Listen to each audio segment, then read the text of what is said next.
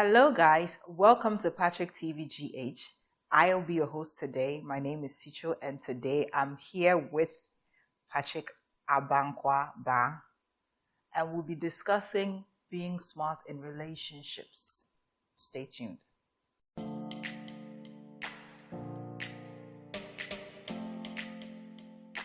Have you heard about Pensure?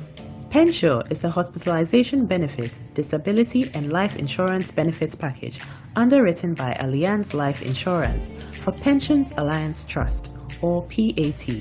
As a contributor to PAT, you get to enjoy Pensure for free as your contribution accumulates under the Tier 3 and Inindasu Wealth Builder Pension Scheme. This hospitalization benefit, disability and life insurance cover enhances your family's financial security. So what are you waiting for? Join Pensions Alliance Trust today and enjoy these free benefits too. Pensure, your financial security enhanced. To sign up, call us on 0302 775 349 or 0501 553 839.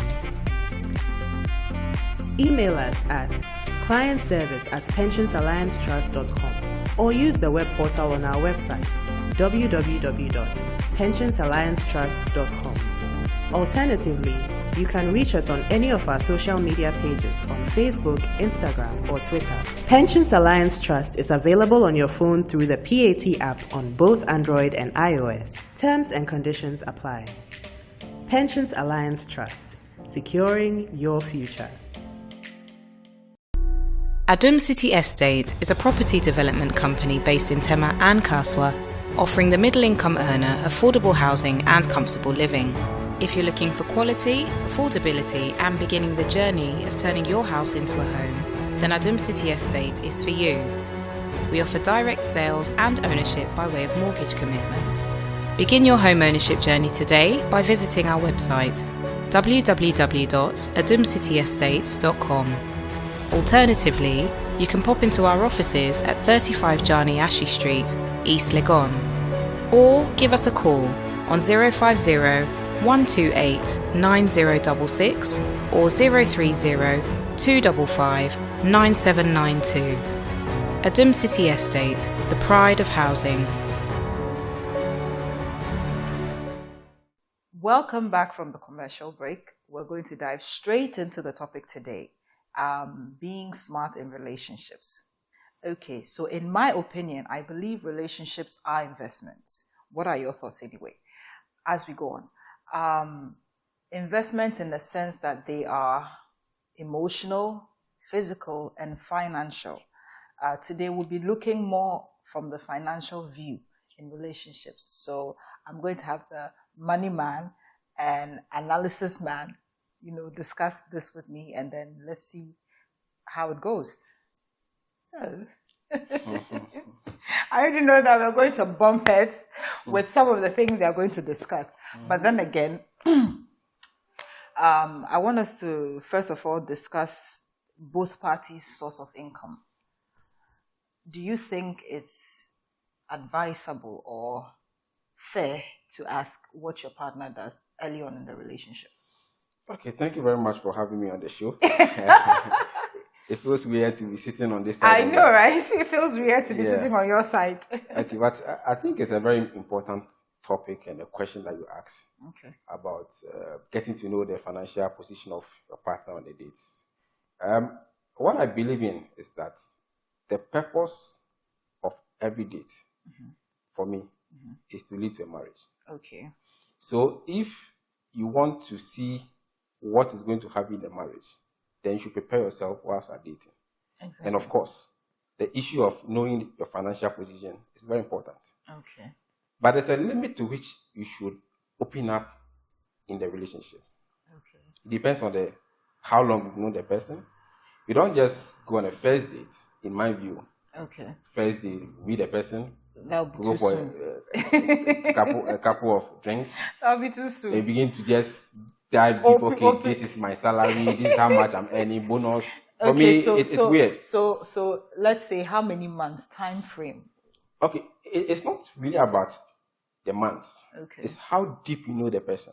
Okay, so some people can meet people and probably within a week or two, they are like they've connected. Exactly. So are you saying that if at that time frame you've connected very well, it's okay to just open up, this is what I do, this is how much I earn, and stuff like that? Okay, so connecting is one.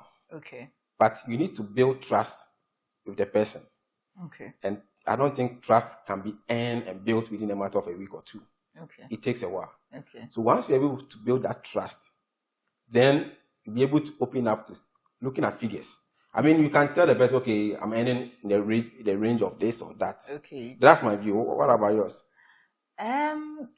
Personally, I think women and men are different. So I'll look at it from that angle. When a woman probably dating somebody after 30 days, somehow we've been conditioned that after 30 days it's okay to, be free with a person, to be able to, explore.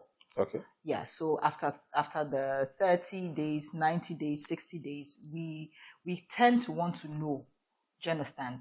And for me, if you'd ask me, I think after 3 months, 90 days, you should be able to, if you feel the relationship is headed somewhere, you should be able to, discuss with your partner that this is where I stand. Okay.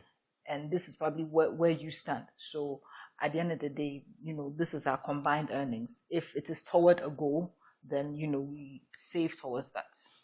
Okay, so I think you just introduced a very important question. I don't know your next question anyway. Today I'm the interviewee, I'm not the interviewer. But you said towards a goal. Yes, towards a goal. Which goal? Marriage, of course. Okay. So does it suggest that we need to combine resources? No. We've not gotten there yet. No, that's if we decide that, okay, we are going to get married. Okay. And if we're going to get married, this is the amount of money we need. And this is what we are going to, save at the end of every month together. I know you are married already, but hypothetically, if you have a partner who is like, they don't know their limits, how do you approach such a situation? It's very important to set this boundary. For me, this even comes before getting to know the person's finances. Really? Yes. People should understand that when you are dating, it's dating. What's the meaning of dating in a way? Getting to know the person. So if getting to know the person one way or the other gives you, either the man giving the voluntarily, that's okay. But it should not be seen as an obligation in dating. To give someone something whilst dating is not an obligation. It's a free will. Some people would debate that. You can't debate this because it's dating. No, the point is that everybody understands it differently. Let's go back to the source of the meaning. This is an English word that has a meaning. Yeah, until you go back to know the source of the word, you can't tell me that's your understanding. Dating simply means getting to know each other. You can't put a rope around someone's neck that at all costs give me something whilst we are dating. No. Well, again, like I said, it's debatable. What's your view? So that's my strong opinion on this matter. Personally, yeah, I feel if you're dating somebody, healthy boundaries. I don't believe in constantly asking. But do I even believe in asking? When you say, the difficulty I have in this particular situation is that when you say constantly asking, it's debatable. Being dependent on the person. No, it's someone can say, okay, I ask my partner for gifts or something, maybe once in a year, money. Once in a month. Okay, yes, money, once in a year. Constantly. It's debatable, it's subjective. Someone's constant maybe once in a year. Okay. Like me, someone's constant maybe 10 times in a year. So, I mean, it's still debatable. Constantly in the sense that they ask, like, let's say, 4 weeks out of the month, they ask 3 weeks out of the month.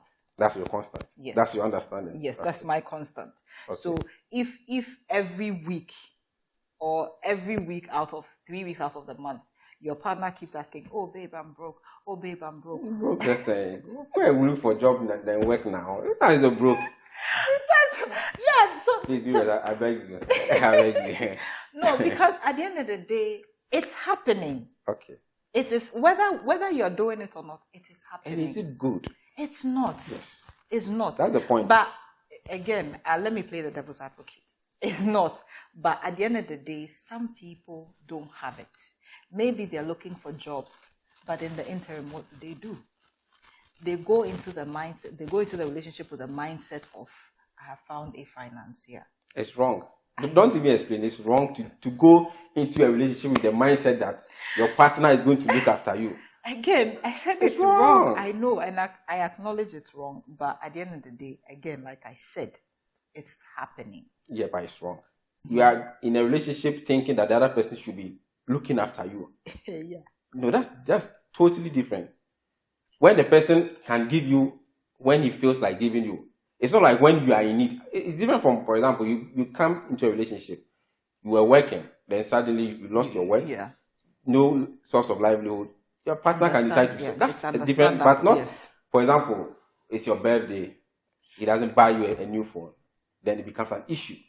Then you think that is going to happen when you're in a marriage, and it's your birthday and he will not buy you. I mean, there are two different scenarios that I don't think we should confuse. Okay, so again, I think women have a long way in understanding men. But that's what they have to watch Battery TV. And it's not because I'm a man. That's what we teach here.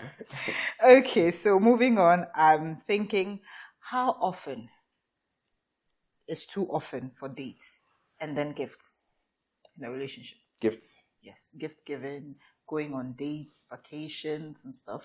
Okay, so let me tackle the gifts aspect. It's quite interesting. I mean, gifts is once again a free will. Mm-hmm. You want to give someone something out of your heart. Be either an occasion or something that, for example, you go to the boutique, you are buying your anniversaries. Yeah, something like that. I mean, it's good to give gifts. Even not in a relationship that leads to marriage or even a marriage. It's good to give gifts once a while. Okay. Hey, once a while. It's not, there shouldn't be a time frame for giving gifts. Okay. So for example, as you said, anniversary, birthday, it's good to give gifts around those times. But once again, if the person is not built to know that, and you really want the person, you need to teach the person. Gifts is about knowledge, awareness. There are people that they are not aware of in their environment. I remember when I was in school, the 4 years I stayed on campus, 3 out of the 4 years, I didn't remember that the day was my birthday. Really? Yes, I didn't remember. And they all happened. Was it that you were busy or you were just because I'm not used to birthday. Okay. So you're saying that your partner should be able to alert you. Okay, again, brings me to a question. Should there be a budget in gift giving? No budget. No budget. No budget. So the no price placed on gifts given. Okay. If your partner gives you a pen, you have to see it as valuable as the person buying your dress. The one who is able to give you a pen can also give you a dress. Really? So if you don't value the pen the person gives you, then of course. So it's like the cheese saying, Exactly. I see. Moving on, last but not the least, going Dutch or not. 3 questions. I'm going to sum it up in one. So going Dutch or not, financial expectancy or dependency in a relationship, or budgeting. Okay, so from my perspective, I think that you should be budgeting in a relationship. Okay. Especially when you are hitting the peak. When you talk of hitting the peak, you're talking of getting married. So there should be a budget towards one, the engagement, the marriage. And I think I've done 2 articles on that. Okay. I think I did it part 1, part 2 on how you can plan towards your marriage. Okay. And it's very important. Okay. And in the planning stage, I think that everybody should come on board. When I say everybody, I mean the husband and the wife to be. You should agree on what you want to do. Okay. The kind of wedding you want to do, the kind of engagement, the kind of dress, the shoe that you want to wear. Who takes what? Yes. Once you put everything together, it becomes a pool. Okay. Then you now begin to segment. Okay, so I will do this, I will do that. It's very good. Yeah, very. Now the question that you asked. Wait, please, I'm not cutting you. So when allocating the roles, when one party is not financially stable, or they're not working, how do you do that? This is a very tough question.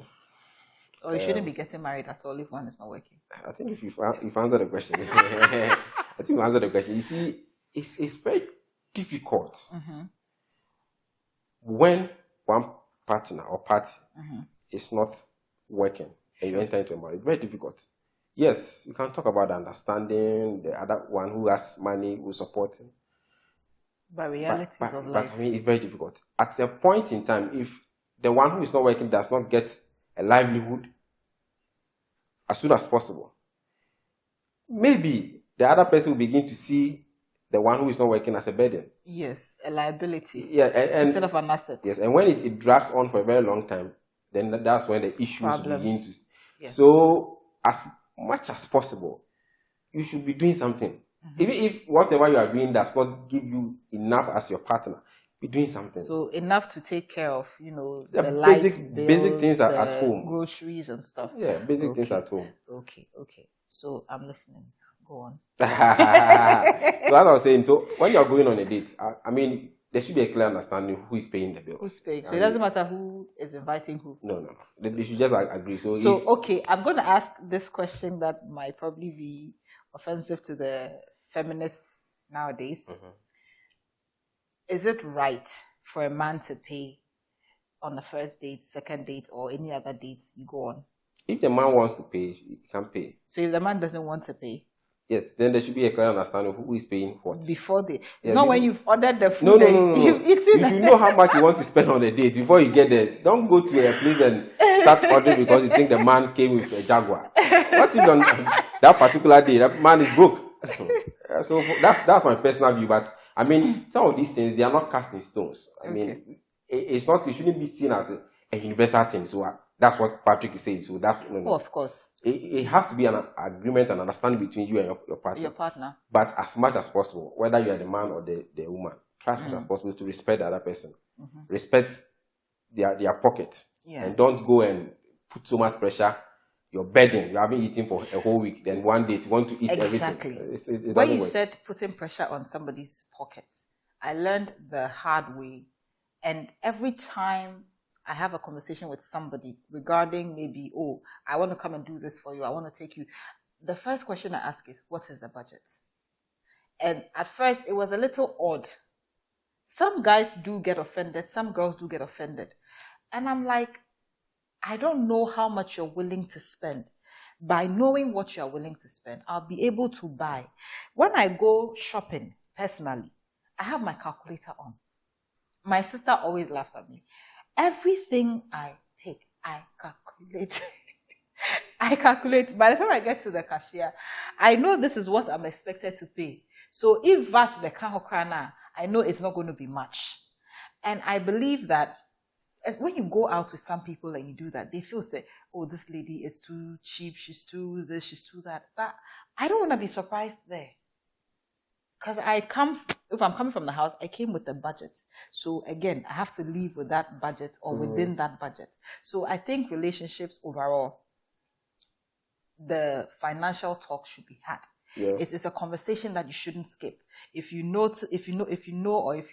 why I think, again, most guys should make their intentions clear after a while. Because the confusion also comes if you don't know whether you are dating or not. You've known a person for maybe close to a year, and then you don't know whether you are dating. And if you don't know whether you are dating, you don't know whether to ask certain questions or not. So clarity from the start, and then budgeting, and then budget. And then, I mean, they are married, so you're not enough. But we, the unmarried ones, we need clarity. And from clarity, because some women are assets. They may look like liabilities because you haven't placed your priorities right. Okay. But they are indeed assets. And when you plan with them, they become your saving grace. Okay, so basically the two things I would say as a take home is that one, there should be planning between the parties. You should plan and plan and plan. Then two, they should understand. You should understand each other. Yes. If you think there's a bit of misunderstanding between you and your partner, I think it's a red flag. You should quickly work on it. Or in regards to money, right? Yeah, money or any other thing. Yes. Okay. Don't see misunderstanding in the olden days. We used to think that when you fight with someone in class, you tend to love each other. I mean, we have gone past that stage. Yes. Now there should be understanding. If the understanding is not there, don't force it to be there. And these are the two things I think viewers should pick from me as a person. Okay. Your final words too. So my final words when it comes to being smart in relationships, again, like you said, planning, being able to know your limits in any situation, clarity, being clear on where you are headed, because like it or not, it's an investment which may not yield returns. So before you go investing, the woman or the man, you need to know where you stand and then move accordingly. Those are my tidbits and advice. Okay, thank you. Thank you for hosting me on my show. Thank you for having me. It has been an interesting program. But as I think I've said this in my earlier episode, I said that when you help your partner in a relationship, you should consider it as national service. Your employer may retain you or not. So your partner may retain you or not. Well, it's true. When the person does not retain you, it doesn't spoil anything. So viewers, thank you very much. And we'll see you again next week. Bye. Bye.